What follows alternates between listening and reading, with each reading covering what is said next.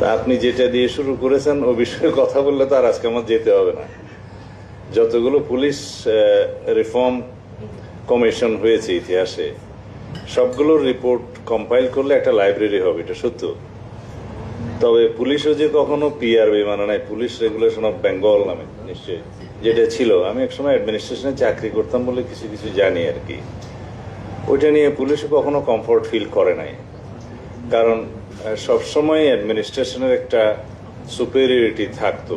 আমি আমার চাকরি জীবনে দেখেছি যে এসপি সাহেবকে সকালবেলা উঠে ডিসি সাহেবের বাসায় যে অফিস থাকতো ওখানে যেতে, এবং এসপি সাহেবের যে কোনো ডিটেনশনের বিষয় বা স্পেশাল ব্রাঞ্চের যে কোনো বিষয় এগুলো ক্লিয়ারেন্স, এবং ক্যাজুয়াল লিভ যেগুলো থাকতো আর কি, ক্যাজুয়াল লিভের বাংলাটা যেটা যেটা 15 দিন আমরা সিএল হিসেবে জানি আর কি, এটার জন্য ডেপুটি কমিশনারের কাছে যেতে হতো। তো গ্রাজুয়ালি ওখান থেকে স্বাধীন হতে হতে হতে হতে এখন পুলিশ আর ডিসি বরাবর হয়ে গেছে বর্তমান জামানায়। তো বরাবরেরও একটা নতিজা দেখতেছি, কেউ কাউকে মানে না, কারণ লাঠি তো পুলিশের হাতে, আবার হুকুম হচ্ছে ম্যাজিস্ট্রেটের হাতে। এই ব্যালেন্সটা এখনো আছে বলে বোধহয় জাতিটা এখনো টিকে আছে। ব্রিটিশরা, আমি পুলিশের বিরুদ্ধে বলছি কিন্তু খেয়াল করে, কারণ আমাদেরকেও সামনে পুলিশের মার খেতে হবে জানি, তারপরেও বলছি। তো ব্রিটিশরা যে আইনটা করার সময় এই চেক অ্যান্ড ব্যালেন্সটা করেছে, সেটা একটা প্রিন্সিপালের উপরে ভিত্তি করে করেছে যে হুকুম এবং গুলি দুইটা একই হাতে থাকা কখনো আইন হয় না, মানে সুবিধাজনক নিরাপদ হবে না এইটা।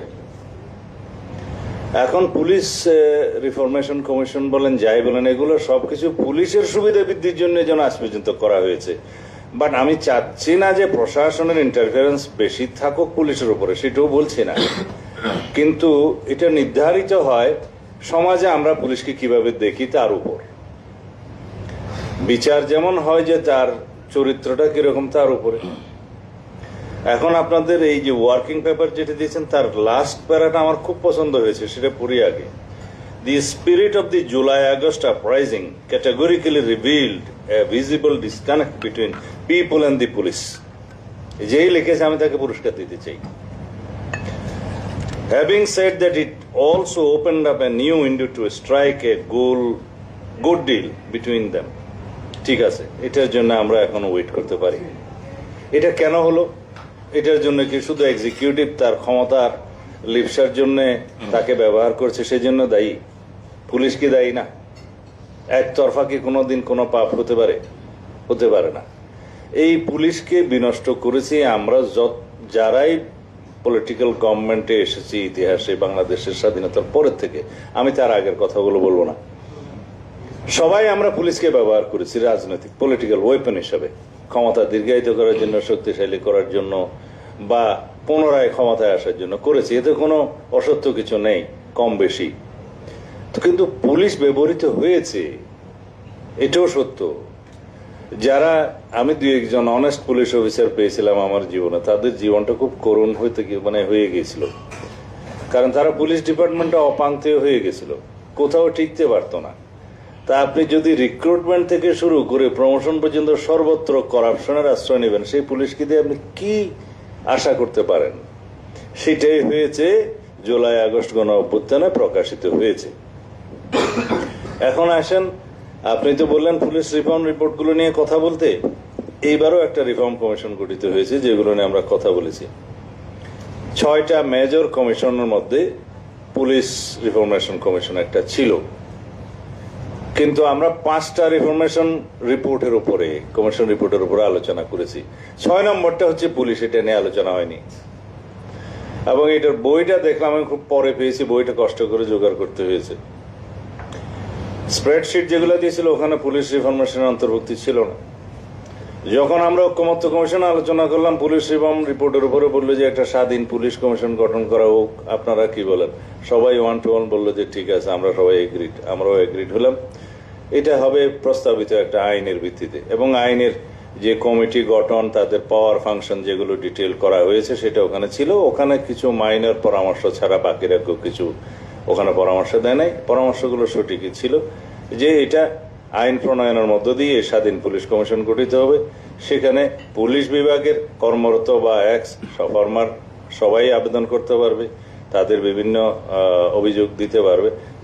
বেশিরভাগ থাকবে হলো জনগণ, যারা পুলিশ কর্তৃক বিভিন্নভাবে নির্যাতিত হয়েছে অথবা অনিয়মের শিকার হয়েছে, তাদের অভিযোগগুলো থাকবে, তদন্ত হবে, তারা রিকমেন্ড করবে, সেই রিকমেন্ডেশন রেসপেক্টিভ ডিপার্টমেন্টে গেলে ফর অ্যাকশন সেগুলো মানতে বাধ্য হবে। এই একটা আইন আমরা লাস্টে বলেছি যে তাদের রিকমেন্ডেশন যেন ওই শুধুমাত্র রিকমেন্ডেশন হিসেবে না থাকে, সেটা যেন মানতে বাধ্য করা হয় ডিপার্টমেন্টগুলোকে, সেই আইনের মধ্যে সেই এনফোর্সমেন্টটা থাকবে। এখন তাতে করে পুলিশের মধ্যে যারা নির্যাতিত হবে বা যারা শিকার হবে অন্যায়ের, তারাও যেমন বেনিফিট পাবে, আর জনগণের মধ্যে যারা অন্যায়ের শিকার হবে তারাও বেনিফিট পাবে। সেই হিসাবে একটা স্বাধীন পুলিশ কমিশন যদি গঠিত হয়, যেটা আমরা এগ্রিড হয়েছি, সেটাতে কিছুটা নিষ্কৃতি। এখানে সেই বিষয়ে আপনারা বলেছেন যে statutory police commission citizens expectation, যেটা বলেছেন স্ট্যাটিউট তো এনাক্টমেন্টও স্ট্যাটিউট, তো এটা স্ট্যাটিউট না রেখে ইন্ডিপেন্ডেন্ট শব্দটা আমরা বলেছি, আপনি এটা কারেকশন করে নিতে পারেন। তবে স্বাধীন তো অনেক কিছু আছে বাংলাদেশে, তো কার্যকরভাবে স্বাধীন হওয়াটাই হচ্ছে মুশকিল। তা এখন শুধু নামকে হচ্ছে স্বাধীন হলে তো হবে, ওইটাই তো আপনাদের হাতে পড়বে আগামীতে। না, এইটা হচ্ছে আইনটা থাকবে স্বাধীন পুলিশ কমিশন গঠন, কিন্তু তার গঠন প্রণালী, তাদের মধ্যে যে তদন্ত সংস্থা থাকবে সেটা, তাদের কর্মপরিধি, তারা যে কোনো জায়গায় নিজেরা তদন্ত পরিচালনা করতে পারবেন অথবা নির্দেশ দিতে পারবেন বিভিন্ন বিভাগকে এই বিষয়টি খতিয়ে দেখার জন্য, এবং তাদের রিকমেন্ডেশনসটা যাতে ইমপ্লিমেন্ট হয় সেটা সবচেয়ে জরুরি। সেটাই যদি আইনে বাধ্যবাধকতা আনা হয়, সেটা হবে প্রকৃতপক্ষে স্বাধীনতা। তা আমরা আশা করছি সেরকম একটা স্বাধীন পুলিশ কমিশন গঠন করা যাবে এবং সবাই ঐক্যমত হয়েছে। এই বিষয়ে কোনো পার্টি দ্বিমত হয়নি। এখন দ্বিমত হলে শুধু পুলিশ হলে হইতে পারে, কারণ এর দ্বারা যদি পুলিশ ডিপার্টমেন্টের কেউ ক্ষতিগ্রস্ত হয় ভবিষ্যতে, তাহলে হইতে পারে, এখন পর্যন্ত হয় নাই। তা আমরা জিজ্ঞেস করলাম এটা আপনাদের রিপোর্টে নাই কেন, বললে যে এই বিষয়টাই কেবল রিফরমেশন কমিশনে কেউ সিদ্ধান্ত নিতে পারে নাই। নিশ্চয়ই ওখানে পুলিশের চাপ ছিল, হতে পারে, কিন্তু ব্যুরোক্রেটদের চাপ ছিল। এখন স্বরাষ্ট্র মন্ত্রণালয়ে গেলে সবাই পুলিশ হয়ে যায়, সে ব্যুরোক্রেট হলেও পুলিশ হয়ে যায়। আমি আমার সিভিল সার্ভিস লাইফে এবং আমার পলিটিক্যাল লাইফে যেটুকু আমি দেখেছি, প্রত্যেকটা গভর্নমেন্ট পুলিশকে খুশি করতে চায়। পুলিশের সমস্ত দাবি দেওয়া, রাজারবাগ পুলিশ লাইনে যখন বাৎসরিক একটা উৎসব হয়, ওখানে প্রধানমন্ত্রী যায়, যারা দেয় করলে যে সব মানতে হবে, আগামীতে ইলেকশন আছে। এই আমি এটা শুনেছি আমার নিজের কানে দেখেছি, এবং আমাদের নেতারা সবাই প্রধানমন্ত্রীকে বলতে যে এটা মানতে হবে, নাহলে আগামী নির্বাচনে তাদের সুবিধা টুবিধা পাওয়া যাবে না ইত্যাদি। এই যে একটা মানসিকতা, এটা আমাদেরকে ধ্বংস করে দিয়েছে। এবং একই মানসিকতা আমি বলবো যে আর একটা গোত্রের ক্ষেত্রেও হয়েছে, যে তাদেরকে কিং মেকার বানিয়ে দেওয়া হয়েছে। এবং গ্রাজুয়ালি সবকটা গভর্নমেন্ট আমরা এই জন্য দায়ী, এই যে যা কিছুই চেয়েছেন সবকিছু দিতে হয়েছে। এখন হাউজিং ব্যবসা থেকে শুরু করে, হোটেল ব্যবসা থেকে শুরু করে, ডেয়ারি ব্যবসা থেকে শুরু করে সবকিছু আমরা দিয়ে দিয়েছি। এখন সেটা আমি নাম নিলে অসুবিধা। তো এখন এইভাবে দিতে দিতে দিতে দিতে এই পুলিশকে এবং অন্যদেরকে যে রাস্তা, যে জায়গায় আমরা তুলে রেখেছি, they became the king maker of the country. এবং এই জায়গাতে পলিটিক্যাল পার্টিগুলো পলিটিক্যাল কর্তৃত্ব হারিয়েছে, এবং বলা হচ্ছে যে রাজনীতিবিদদের হাতে থাকতে হবে। তা রাজনীতিবিদরা তো পলিটিক্সটা দিয়ে এসছে অন্য জায়গায়, তো সেইটা এখন ফেরত আনানোর দায়িত্ব আমাদের, যেটা লাস্ট প্যারাগ্রাফ দিয়ে শুরু করছিলাম, সেই জায়গাতে আসতে হবে। এখন পুলিশের এবং পাবলিকের মধ্যে যে দূরত্বটা, যে গ্যাপটা হয়েছে, সেই গ্যাপটা আমাদেরকে পূরণ করতে হবে এককভাবে নয়, পুলিশের সহায়তায়। শুধু পলিটিশিয়ানরা চাইলে হবে না, এমপিরা চাইলে হবে না, লেজিসলেচার এনাক্টমেন্ট করলে হবে না, পুলিশের সহযোগিতা লাগবে। এখন আমাদের সোসাইটিতে একটা কথা বিশেষভাবে আমরা বলতে চাই যে পুলিশকে আমরা যতই বলি দূষিত হয়েছে, নৈতিকতা হারিয়েছে, বিভিন্নভাবে তারা এখনো পর্যন্ত সংগঠিত হতে পারে নাই, এবং আইন প্রয়োগকারী সংস্থা হিসেবে তারা এখন প্রাইম ল এনফোর্সিং এজেন্সি হিসেবে আর কাজ করতে পারছে না। তৎসত্ত্বেও একটা কথা আছে, পুলিশ ভাইরা কিছু মনে করেন না, এটা হচ্ছে পুলিশ হচ্ছে there necessary devil of the society. শয়তান তো বটেই, কিন্তু এই শয়তান ছাড়া চলবে না, দেশ চলবে না, সোসাইটি চলবে না, আরো বেশি নৈরাজ্যকর পরিস্থিতি সৃষ্টি হবে। সুতরাং এই পুলিশকেই আমাদেরকে রিফাইন করতে হবে, এটাকে রিফর্ম করতে হবে, জনবান্ধব করতে হবে এবং জনগণের বন্ধু হিসাবে যাতে গ্রাজুয়ালি প্রতিভাত হতে পারে সেই রকম মন মানসিকতা আমাদেরকে গড়ে তুলতে হবে। Politician, both administration and police, এইখানে যদি আমরা পরস্পর সহযোগিতা করে কাজ না করি, এই প্রায় নুয়ে পড়ায় পুলিশ ব্যবস্থাকে আমরা আর জাগ্রত করতে পারবো না। পুলিশের দূষণ সবচাইতে বেশি জনসমক্ষে আলোচিত হয়, কারণ end of the day it is the police যার কাছে সবাইকে যেতে হয়, ঘুরে ফিরে এক্সিকিউশন লেভেলটা হচ্ছে পুলিশ। তো সুতরাং পুলিশের সাথে জনগণের যেহেতু সরাসরি সম্পর্ক, সুতরাং এখানে দূষিত হওয়ার সম্ভাবনাও বেশি থাকে। সেই জন্য আমাদের মানসিকতার পরিবর্তন সবচাইতে বেশি জরুরি। এই মানসিকতা যেমন পুলিশের পক্ষ থেকেও আমাদের মোটিভেশনাল ওয়ার্কের মধ্যে দিয়ে পুলিশ ফোর্সটাকে মোরালি জাগ্রত করতে হবে, তেমনি আমাদের এনাক্টমেন্টও আনতে হবে এবং আমাদের জনগণকেও সেই মানসিকতাটা ধারণ করতে হবে।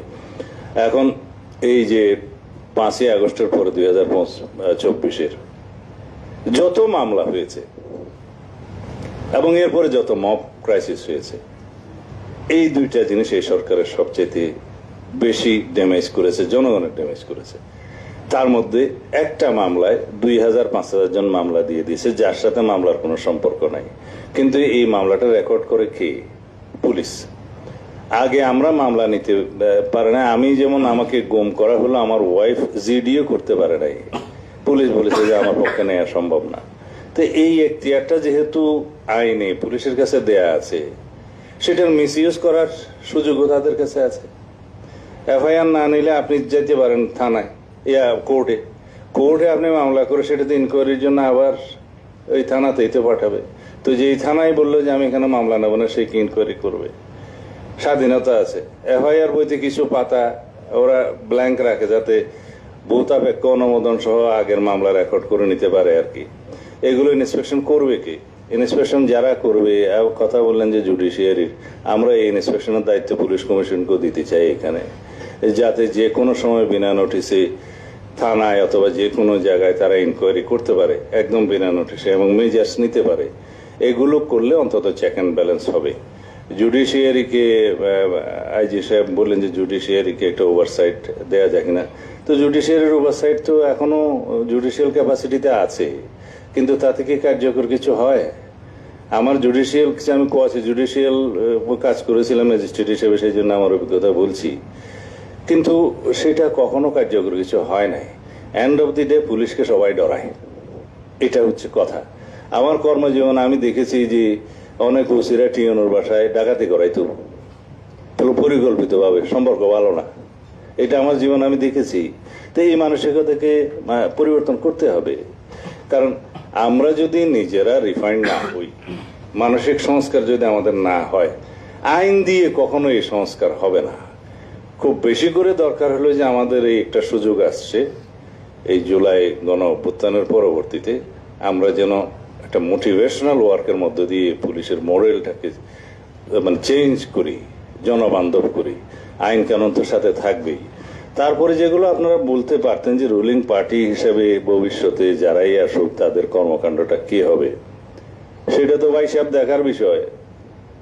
আমাদের তো অনেক সংস্কার প্রস্তাব করা আছে, অনেক ভালো ভালো কথা আমরা বলছি, কিন্তু সেটা দেখার বিষয়। আমরা এখন বলে যাব, এখন এই করব সেই করব, অনেক ভালো ভালো কথা বলে যাব, কিন্তু আমাদের পক্ষ থেকে আমরা এখন বলতে পারি যে গণতান্ত্রিক মন মানসিকতা, বিরোধী দলে যাওয়ার মন মানসিকতা আমাদের সকল রাজনৈতিক দলের মধ্যে সৃষ্টি হয়েছে। আমরা বুঝতে পেরেছি যে যারাই সরকারে যাক তাদের জন্য এমন বদ্ধমূল ধারণা না থাকে যে আগামীবার তারা বিরোধী দলে যাবে না। বিরোধী দলে যাওয়ার জন্য যেই মানসিক প্রস্তুতিটা থাকবে, রাষ্ট্রের সুশাসনটা জারি হবে, এবং তাহলে পরেই পুলিশকে পলিটিক্যাল ওয়েপন হিসেবে ব্যবহার করবে না। তাতে করে নির্বাহী বিভাগ স্বচ্ছভাবে চলবে এবং পরবর্তী নির্বাচন, এরপরের নির্বাচন আর কি, আগামীটা না, আসন্নটা না, তারপরের নির্বাচনে, মানে এইবার যারা সরকার গঠন করতে পারে তাদের কথা বলছি, তারপরের নির্বাচনটা সবসময় মাথায় থাকবে। যেহেতু স্বাধীন নির্বাচন commission, caretaker government, independent judiciary and press freedom, এগুলোর মধ্য দিয়ে যেহেতু দেশ যাবে এবং নির্বাচন চলবে, তখন তাদের অবশ্যই এইটা মাথায় থাকবে যে পুলিশকে আমরা ব্যবহার করে বা স্টেট মেকানিজম বা স্টেট মেশিনারিগুলোকে আমরা ব্যবহার করে ভবিষ্যতে আরো একবার ক্ষমতায় আসার যে প্রবণতা, এটা মাথায় আর থাকবে না। তাহলে পরে রাষ্ট্রটা আমরা চালাতে পারবো সুন্দরভাবে এবং গণতান্ত্রিক একটা রাষ্ট্র হবে। এই মানসিকতা এখন সৃষ্টি হয়েছে এবং আমরা যেগুলো ঐকমত্য কমিশন আমরা এগ্রিড হয়েছি, এই সমস্ত বিষয়গুলো আমরা সবাই এগ্রিড হয়েছে। আশা করি এগুলো সংবিধানে ধারণ করা হবে এবং সেই ধারণ করার মধ্য দিয়ে আমরা প্রকৃতপক্ষেই আগামীতে যে রাষ্ট্রটা দেখতে চাচ্ছি, একটা ডেমোক্রেটিক, শক্তিশালী ডেমোক্রেটিক রাষ্ট্র এবং ডেমোক্রেটিক ইনস্টিটিউশন, কনস্টিটিউশনাল ইনস্টিটিউশন সবগুলো স্টাবলিশড হবে। তো এইটার মধ্য দিয়েই বাকি অর্গানগুলোর এবং বাকি ইনস্টিটিউশনগুলোর অ্যাকাউন্টেবিলিটি এবং আরেকটা কি বললেন, ট্রান্সপারেন্সি নিশ্চিত করা যাবে। যদি উপরে ঠিক না হয়, নিচে ঠিক হবে না। এটাই হচ্ছে আমার বক্তব্য। আর রিক্রুটমেন্ট সিস্টেম সম্পর্কে আমি এখানে আইজি সাহেব আছে বলবো, আপনি হয়তো একদিনে এই বিপ্লব সাধন করতে পারবেন না। কনস্টেবল টু এভরি অফিসার্স, প্রত্যেকটা রিক্রুটমেন্টে সাংঘাতিক দুর্নীতি হয়। আমরা জনগণকে রিপ্রেজেন্ট করি, তো প্রত্যেক জনগণ আমাদের সামনে সবকিছু এসে বলে, অন্তত ঘরে এসে বলে, আপনাদের কাছে হয়তো বলবে না। এটা বন্ধ করতে হবে যে কোনো মূল্যে। আপনারা কিছু কিছু উদ্যোগ এখন নিয়েছেন কনস্টেবল রিক্রুটমেন্টের ক্ষেত্রে, যে খাতাটা এখানে কাটছেন এবং ভাইবার ফল প্রকাশের মধ্য দিয়ে 1-2 ঘন্টার ভিতরে রিক্রুটমেন্ট হচ্ছে সম্ভবত কনস্টেবলে, তাই না? সাব ইন্সপেক্টর হচ্ছে, তাই কনস্টেবলও হচ্ছে বলে জানি। হ্যাঁ, না, কারণ আমি আমার গ্রামের একটা মহিলা খুব দরিদ্র, কনস্টেবল পরীক্ষা দিয়েছে, খুব কান্নাকাটি করছে। আমি এসপি সাহেবকে অনুরোধ করলাম, তো বললো স্যার যদি ভাইবা আমাদের কাছে আসবে রিটেনে পাশ করলে, যদি রিটেনে পাশ করে আমি এটা বিবেচনা করব। তখন আমি বুঝলাম যে ঠিক আছে, এখান থেকে রিটেন পরীক্ষা হবে হলো ওখানে, খাতা কাটবে সেন্ট্রালে, পরীক্ষার রেজাল্ট ওখানে হবে, 1 ঘন্টার ভিতরে দেবে। এইরকম সিস্টেমগুলো যদি আমরা করতে পারি তাহলে সব লেভেলে অ্যাটলিস্ট ওইটা তো পাবলিক সার্ভিস কমিশনগুলোর বাদে বলছি, তাহলে অন্তত এই রিক্রুটমেন্টের মধ্য দিয়ে আপনারা দুর্নীতিটা এখানেই কিন্তু কমাতে পারবেন, রোধ করতে পারবেন। আগে যেটা খুব বেশি দেখেছি যে এখানেই রিক্রুটমেন্টের মধ্যে অনেক দুর্নীতি। আর পুলিশের দাবি দেওয়া মানার জন্য যে সমস্ত সভা হয় আর কি, রাজারবাগে বাৎসরিক একবার, এগুলো পুলিশের তরফ থেকেও বন্ধ করতে হবে, যাতে অতিরিক্ত সুবিধা আদায়ের জন্য পলিটিক্যাল গভর্নমেন্টের কাছে, নির্বাহী বিভাগের কাছে যেন প্রেশার না করা হয়, এখানেও যেন যৌক্তিকতা বজায় রাখা হয়। তাতে করে নির্বাহী বিভাগও সুযোগ নেয় এবং পুলিশও দুর্বল হয়ে যায়। সুতরাং যেগুলা সুবিবেচনা নেওয়া যায় সে সমস্তগুলো ওইখানে বলার দরকার নেই, এটা জাতি বুঝবে। সেটা বাজেট প্রণয়নের আগে অর্থমন্ত্রীর কাছে যেতে হবে, বা অন্যান্য যেগুলা এনাক্টমেন্টের বিষয় আছে সেগুলো পার্লামেন্টে স্ট্যান্ডিং কমিটির মাধ্যমে যেতে পারে। এগুলো ওইভাবেই যাক।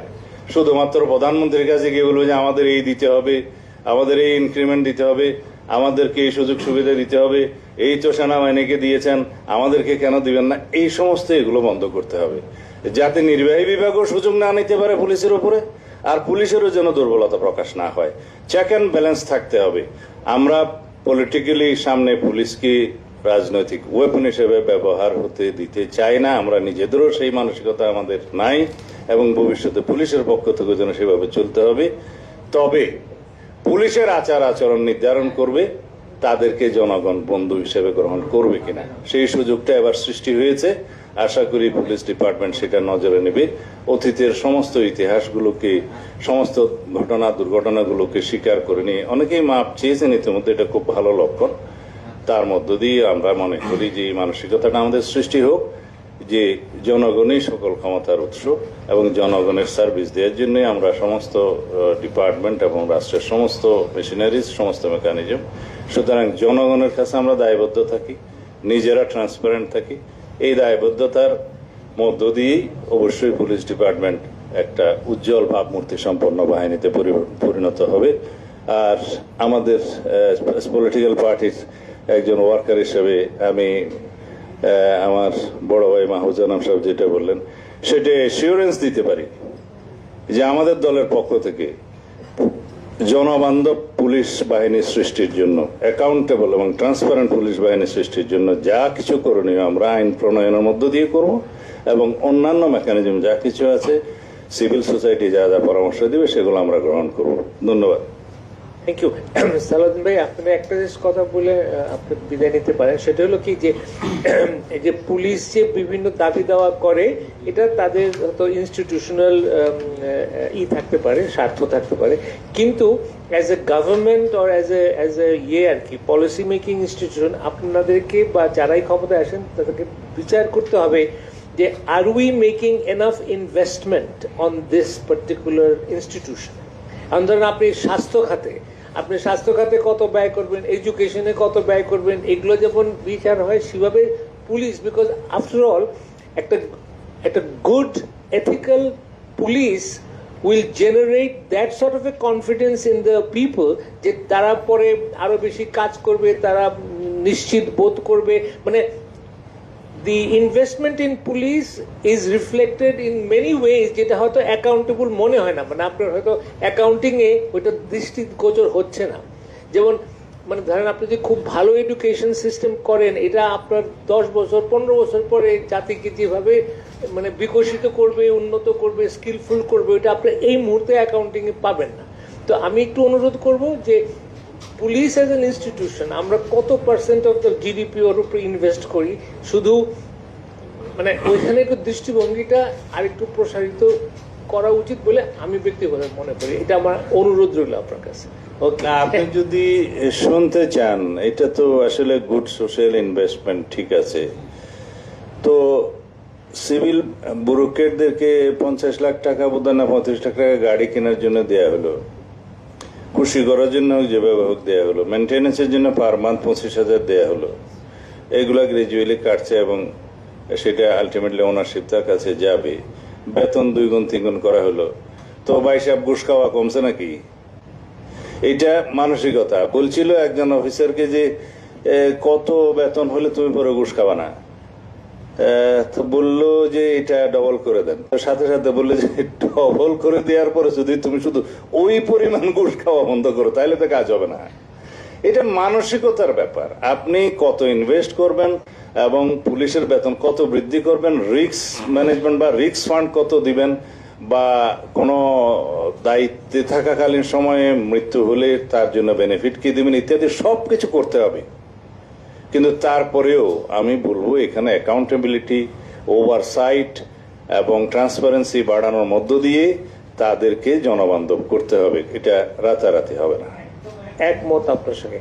এনিওয়ে, তো এখন আমি একটু জ্যোতির্ময় বড়ুয়া ওনাকে অনুরোধ করি, বলেন ফ্রম এ লয়ার্স পার্সপেক্টিভ আপনি যাবেন।